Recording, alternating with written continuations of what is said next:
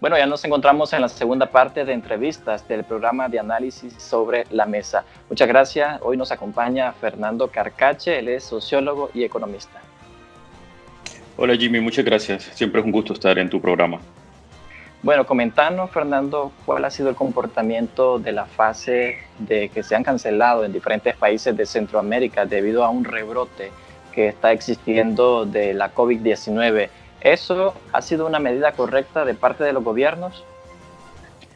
De hecho, aquí estamos frente a el imperativo moral, ¿verdad? Que si las economías deberían de ser la prioridad o deberían de ser los sistemas de salud. Y el mundo se ha debatido en relación a esto. Sin embargo, nuestras economías y en particular en Centroamérica están interconectadas y se necesitaba la apertura de los canales comerciales para garantizar los suministros de alimentación, en principio, ¿verdad? Y además mantener las economías, por lo menos, trabajando lo mejor que se pueda. Como vos lo decís, la mayor preocupación que hay en los países y en los gobiernos actualmente en Centroamérica, y no solo en Centroamérica, sino que a nivel internacional, es el rebrote. Y una cosa que se está observando, por ejemplo, en China, en Alemania, es precisamente los rebrotes. Y la preocupación acá es que no se cuente con los sistemas de salud, o los sistemas de salud no estén preparados para hacerle frente a esos nuevos rebrotes, porque por un lado no se tiene todavía las condiciones de seguimiento al virus en muchos de nuestros países, es decir, las cantidades todavía que se hacen de exámenes no son suficientes, y por otro lado la mayor preocupación es que los sistemas de emergencia en los hospitales se colapsen. Y eso ¿Consideran a los gobiernos de forma precipitada para poder entrar a fases de reactivación económica? Yo creo que sí, yo creo que ha habido una preocupación que es real y es el tema de que cómo se mantiene una economía si no hay dinamismo, cómo se mantiene un sistema de salud, los sistemas de salud en los países si no hay recursos, es decir, si los países agotan los recursos que tienen, pues en algún momento se va a colapsar el propio país como tal. Entonces ha habido esa presión, incluso mucha presión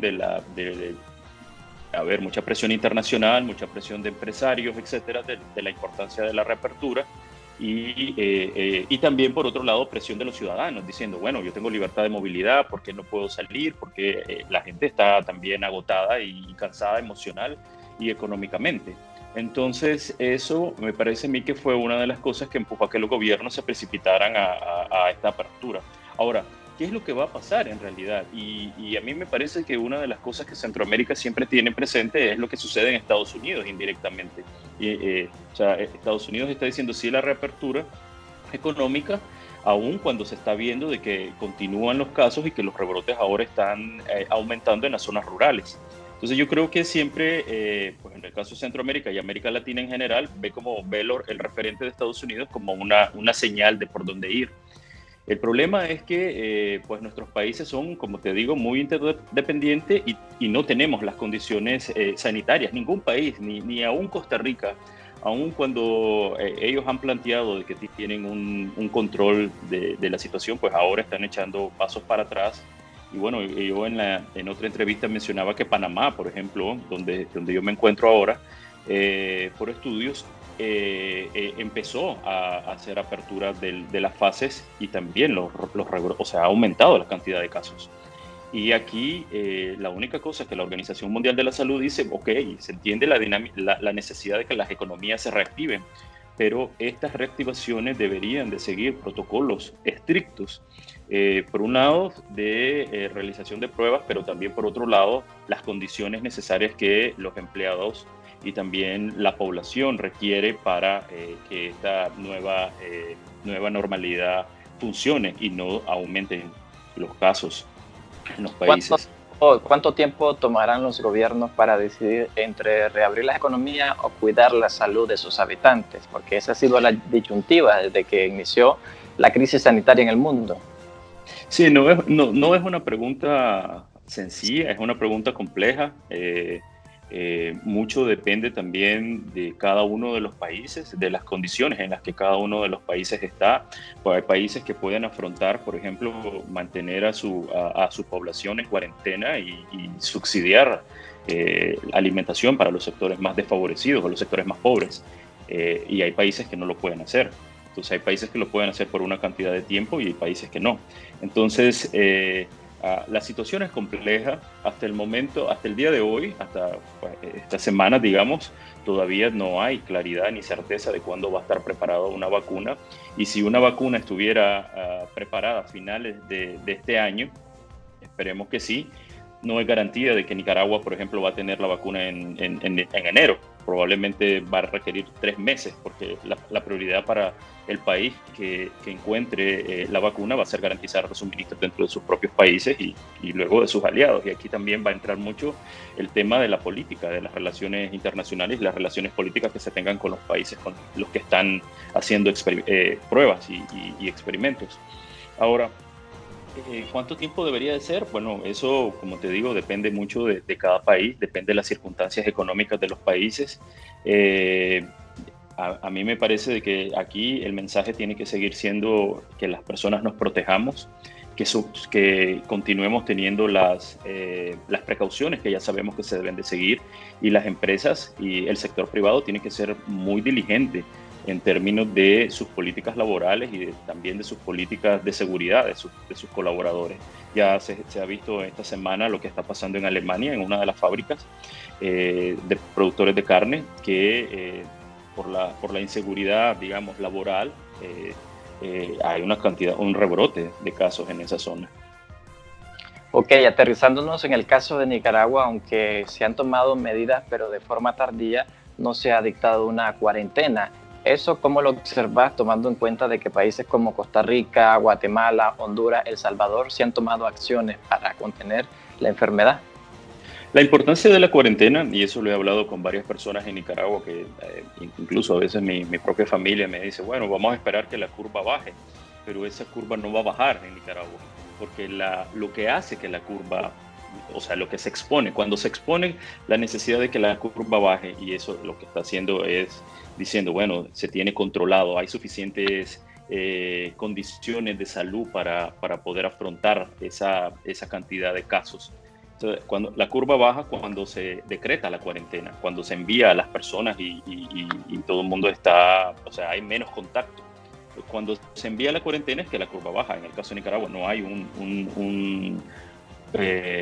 digamos, un decreto oficial de cuarentena. Entonces es difícil poder imaginarse que eso va a suceder en Nicaragua. Es lamentable. Pero por otro lado observamos otros países donde han tomado todas las medidas y los casos también siguen aumentando. A mí es muy delicado y muy preocupante, porque yo podría pensar de que, bueno, hay países como España que están diciendo, bueno, sálvese quien pueda. El pueblo, la población está queriendo salir y el gobierno está diciendo, bueno, salgan, y ya sabemos las consecuencias que eso va a tener.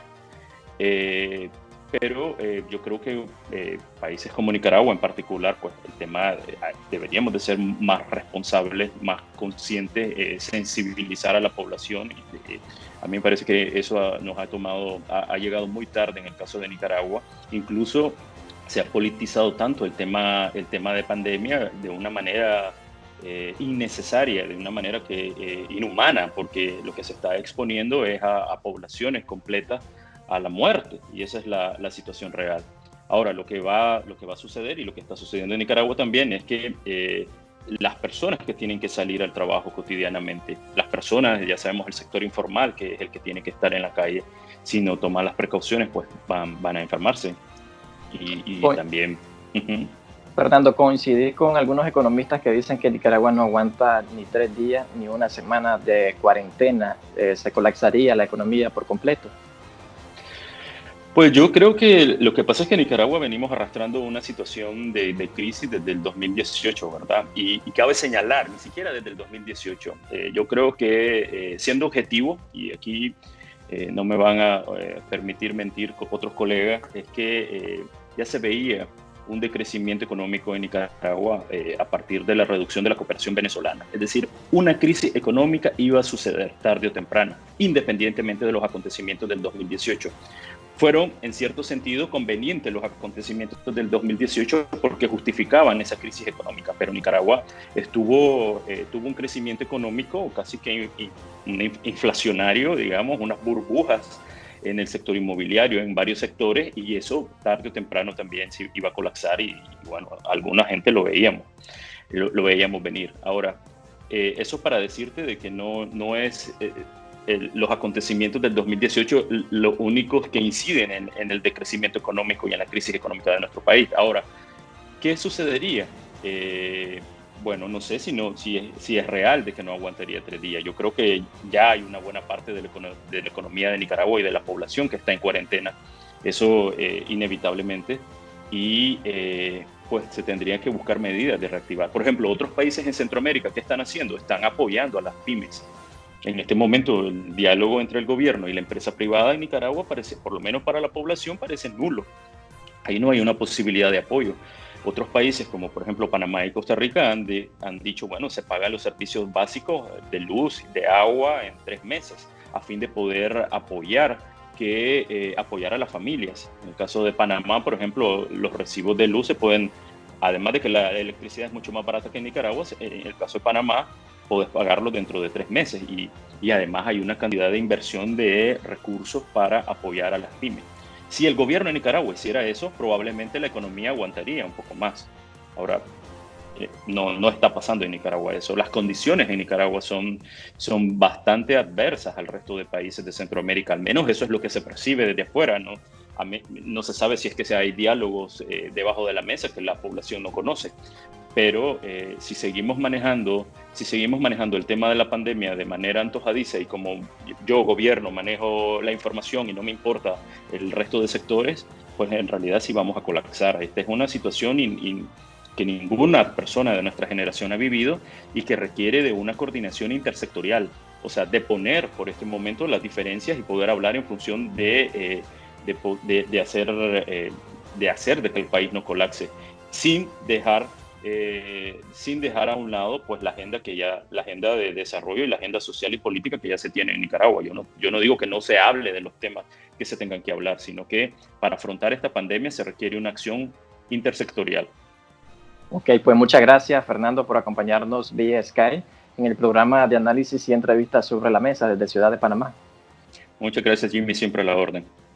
De esta manera nos vamos a una pausa comercial al regreso ya en la recta final del programa Sobre la Mesa.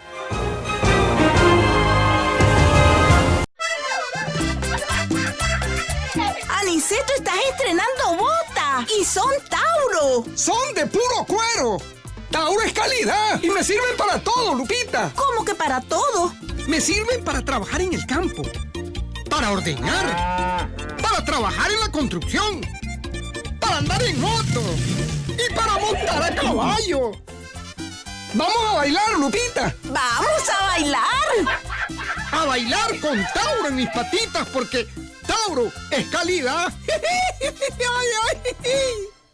Asociación de Transportistas Nicaragüenses. Representamos a más del 95% de transportistas de carga. Ofrecemos un servicio de primer nivel a comerciantes, exportadores e importadores. Contamos con una amplia y moderna flota de unidades para trasladar diversas mercaderías a nivel nacional e internacional. Asociación de Transportistas Nicaragüenses. 27 años de servicio y apoyo al desarrollo económico del país y familias nicaragüenses. Así llegamos al final de esta edición de su programa de análisis y entrevistas sobre la mesa. Les recuerdo suscribirse a nuestro canal de YouTube, búsquenos como Sobre la Mesa TV y comparta nuestro contenido. Pasen todos, muy buenas noches. El programa Sobre la Mesa es presentado gracias al patrocinio de ATN, Calzado Tauro, Tauro es calidad y Mi Crédito.